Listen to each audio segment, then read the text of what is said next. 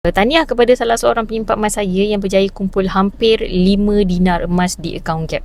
5 dinar tu sekitar 21.25 gram. Jadi, soalan seterusnya, item apa yang terbaik untuk difizikalkan? Dan kata beliau, nak dijadikan sebagai emas kahwin. Sejujurnya, kalau nak jadikan sebagai emas kahwin, sebenarnya dua-dua cantik. 5 dinar pun cantik, 1 dinar 5 keping pun cantik. Kalau saya secara pribadi, saya akan fizikalkan 1 dinar. Supaya kalau anda kata ada kegunaan, saya boleh jual sekeping demi sekeping.